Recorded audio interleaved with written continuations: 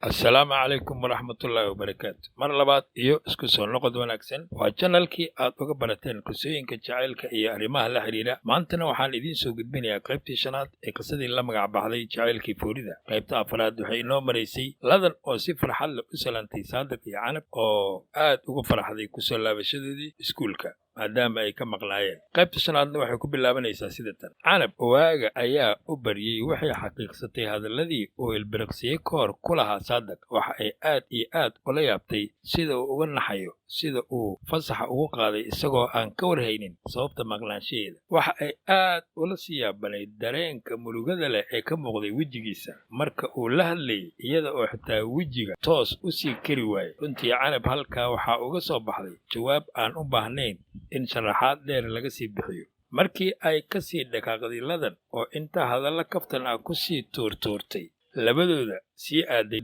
iskuulka, Canab waxay bilowday inay mar labaad u mahadceliso Saadiq. Waxayna tiri, "Abbow Saadiq, aad baad u mahadsan tahay. Hadalkii aan ku lahaa cid iga fikirayso oo i tabtay ma jirtana ka raalli ahaw haddii uu wax kuu dhimay ama qalbigaaga dhaawac gaarsiiyey." Saadiqna wuxuu yidhi, "Abbaayo, saas ha odhanin. Waxaad tahay walaashay oo kale. Intaas iyo ka sii badan inaan kuu qabtana waa waajib i saaran oo aan u baahnayn in aad marnaba iiga mahadceliso. Wallaahi waxa keliya oo qalbigayga ku soo laalaabtay haddii aad aqoon u lahaan lahayd guriga Canab waad booqan lahayd oo ma dhici lahayn adiga oo 2 maalmood iskoolka ka maqan inaan ka warhayn waayo sababta maqnaanshahaaga." Canabna waxay tiri, "Macno ma lahan abbow, haddana waa lagu soo baraa insha Allah." Iyaga oo sheekada halkaas u marayso ayaa waxaa dhacay dawankii ama gambaleelkii lagu geli lahaa safka. Canab iyo Saadiq ayaa ku kala tegey, "Aan iska warhayna abbow iyo abbaayo, khayr baan kuu rajaynayaa." Sidoo kale Saadiq oo dareemaya farxad aan la qiyaasi karin ayaa u sii dhaqaaqay dhanka iyo barxadda iskuulka halkaas oo ay ardayda safka ku galayeen. Maskaxdiisa waxaa ka sii dhex guuxaya ereyadii dabacsanaa ee Canab oo ay ka mid ahaayeen, "Abbow ka raalli ahaw haddii ay hadalladeydii ahaa cid i tabtay oo iga naxaysa ma jirto ay dhaawac u geysteen qalbigaaga." Alla farxad badanaa marka uu jacaylku ku bilowdo jawi deggan oo qofka aad hawada ka jeclaatay oo kala qaybsada ereyo naxariis badan adigoo aan weliba u bandhigin jacaylkaaga. Dhanka kale Canab waxaa ku soo kordhay dareen farxad leh kadib markii ay ogaatay inay jirto qof ka naxayso oo u muujinaya naxariis, walaaltinimo iyo mid ardaynimo intaba. Saadiq waxaa u soo muuqatay rajo ah inuu ku guulaysan karo soo bandhigashada jacaylkiisa ugubka ah. Saadiq iyo Canab waxaa u bilowday sheeko iyo kaftano xiise leh oo mar weliba ay ku kulmaan iskuulka waxa ay isla qaadan jireen waqti ayagoo iska waraysan jiray xaaladda caafimaadkooda iyo tan labada qoysba. Mid weliba waxa uu dareemayay farxad gooni ah. Waxaa sidoo kale dareemay qaar ka mid ah ardayda oo ogaatay in Canab iyo Saadiq ay wax ka dhexeeyaan. Maalin maalmaha ka mid ah ayaa xilli duhur ah oo ay xisooyinku soo gabagaboobeen waxaa isla soo lug helay Saadiq iyo Canab oo waqti weliba isku badnaa jiray. Markii ay cabbaar soo wada socdeen oo ay soo gaareen jidka halka ay ku kala leexan lahaayeen ayaa Saadiq u sheegay inuu Canab u sido hadiyad qaali ah oo uu ugu soo talagalay iyada. Wuxuuna u taagay baqshad xiran oo uu ka soo dhex saaray ka mid ah buugaagtiisa. Iyadana si xishood leh bay kaga guddoontay iyada oo aan toos u eegaynin indhihiisa. Halkii ayayna isku macsalaamiyeen. Canab oo iska danaysaneed waxa ku qornaan kara warqaddan ayaa iyada kulligeeda waxa ay dhalanaysay inay akhriso waxa ku qoran warqadda.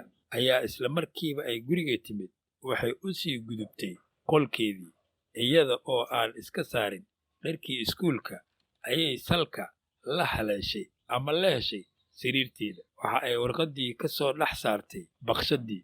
Waa ay jeexday baqshaddii waxa ayna ka soo bixisay warqaddii saa bayna u kala furtay. Canab waxay sidaa u kala bixisay warqaddii isla markiiba waxay indhaheedu qabteen ubax aad u qurux badan oo midabo kala duwan lagu xardhay iyo calaamadda jacaylka ee loofka ah u eg sida wadnaha oo kale oo dhexda waran kaga mudan yahay. Intii akhrinta waraaqda waxaa garaac xad-dhaaf ah ku bilowday wadnaheeda, oo waa ay dareentay in fariinta oo waraaqda ximbaarsan tahay ay tahay mid ka tarjumaysa jacayl. Waxay bilowday inay guda gasho akhrinta waraaqda oo u qornayd sida tan: ka Saadaq ku Canab. Abbaaya macaan, marka hore waxaan kuu soo gudbinayaa salaan ay ku dheehan tahay naxariis, walaaltinimo iyo mid kalgacal intaba. Waxaanan ku rajaynayaa nolol farxad leh inta waqtigaada ka dhiman. Abbaayo macaan, aniga waxaan kuu qaaday jacayl xad-dhaaf ah in muddo ahna waan qarsanayay oo waxaan damcay inaan kuu sheego dhowr jeer, balse mar walba oo aan indhaha ku saaro waxaan dareemayay cabsi iyo naxdin isku jira oo xad-dhaaf ah, oo waan awoodi waayay inaan si toos ah kuugu soo bandhigto jacaylka aan kuu qaaday. Maalin dhoweyd markaan iskoolka kaa sii waayeyna, qalbigayga sida uu noqday wallaahi kuma cabiri karo qoraal gaaban oo aan waraaq kuugu soo qoray. Qalbiga ayaa i beddelmay. Abbaayo waxaan go'aansaday inaan qaab qoraal ah kuugu soo bandhigto jacaylka aan kuu qabo. Si dhab ah ayaanan kuu jecelahay. Abbaayo waxaa si naxariis leh oo walaaltinimo leh kaaga codsanayaa in aadan igu fiirsanin xanuunka jacaylka oo aad wax ila qabato, adiga oo iga soo qaadaya sida wiil walaalkaa ah oo xanuunsan, dawadiisana aad adigu gacanta ku hayso. Abbaaya macaan, ka raalli ahaaw haddii aad si kale ii aragtay iyo qoraalka oo aad u dheer oo laga yaabo inaad ku dhibtootay akhriskiisa. Abbaaya macaan, waxaan ku kalsoonahay inaadan uga fiirsan doonin dhibaatada jacaylka ee ila soo daristay maalmaha, oo xitaa aan awoodi waayey inaan si caadi ah u noolaado. Waxaan kaa sugaaba waa jawaab badbaadisa noloshayda, qalbigaygana uu ku farxo, korna u qaada rajadayda. Waa walaalkaas Saadaq oo si xad-dhaaf ah kuu jecel, oo Allah ku xifdiyo. Abbaayo macaan. Canab inta ay akhrinaysay waraaqda, qalbigeeda in yar buu isu sii beddelayay. Waxa ay dareemaysay dareen isugu jira calool jilaac iyo naxariis xad-dhaaf ah markii ay maraysay sadarka ah: Abbaaya macaan, waxaan ku kalsoonahay inaadan ugu fiirsan doonin dhibaatada jacaylka. Ay qalbiga ka dareentay murugo xad-dhaaf ah oo ilin ayaa ku soo istaagtay indhaheeda. Canab markii ay dhammaysay akhrinta waraaqda, waxaa isbeddelay dareenkeeda oo dhan, jirkeeda oo dhan jiriiraco ayaa ku soo istaagtay. Sidii qof daalan ayaa iyada oo labada gacan ku hayso waraaqda, waxa ay duldul u seexatay sariirta. Warqad saaratay, waxaana u shidmay filin muuqaal maskaxeed ah oo ay keligeed daawanaysay. Waxaa u soo sawirmay waxyaabo fara badan oo u sii xaqiijin kara jacaylka Saadaq, sida xushmadda leh ee uu mar weliba ula dhaqmi jiray, hadallada naxariista leh oo uu kula hadli jiray, iyo sida uu mar weliba u jeclaa inuu ka waraysto xaaladdeeda caafimaad iyo tan qoyskeeda, iyo sida uu isaga oo aan war ka hayn sababta maqnaanshaheeda uu fasax ugu qaaday. Waxay isku dardarsanaysay xisaab maskaxeed ay dib ugu raacaysay qaabkii uu iyada ula macaamili jiray.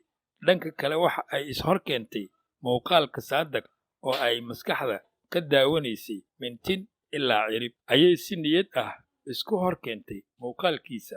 Saadaq wuxuu ahaa wiil uu Ilaah qurux ku manaystay. Wuxuu lahaa dhirir iyo laxaad aad u soo jiidan kara la raacdo. Wuxuu lahaa midabka casaanka ah, weji aad u qurux badan. Wuxuu ahaa wiil xayi ah oo laba-lafood ah, oo marka uu soconayo aad ka dareemi karto quruxda iyo qawiga uu Qaadir ku manaystay. Wuxuu ahaa nooca ay gabdhuhu ku ducaystaan inuu mustaqbal la wadaago. Canab waxay dareentay isbeddel aanay weligeed horay u arag, dareen ku cusub nolosheeda. Waxa ay qaadatay go'aan degdeg ah oo ah inaysan welwel ku abuurin qalbiga Saadaq, oo ay u qorto jawaab degdeg ah. Iyada oo aan weli cunin wax qada ah ayay iska beddeshay dharkii iskuulka. Si degdeg ah ayay guriga uga soo baxday. Iyada oo ka sii baxaysa ganjeelka guriga ayaa waxaa la hadlay hooyadeed Ruqyo. Hooyo Ruqyo ayaa ku tiri: hooyo, intee aaday? Maba aadan qadaynine, xitaa sida qolka ugu jirtay hal mar lee ayaad bow soo tiriye. Canab ayaa tiri: hooyo meel dheer uma socdo, dukaankan dhow ayaan wax ka soo qabsanayaa. Hooyo Ruqyo ayaa ku tiri, hooyo gaajaha isku diline, iyagu soo laabo, aad qadayside. Canabna waxay tiri, waa tahay hooyo. Canab waxa ay soo gadatay baqshad iyo waraaq, waxa ayna ku soo laabatay guriga si degdeg ah. La soco qaybta 6 ee sheekada la magac baxday Jacaylkii Foorida. Waa Ustaad Axmed Diiriye Afrax oo idin rajaynaya nolol farxad leh meel weliba oo aad dunida ka joogtaan.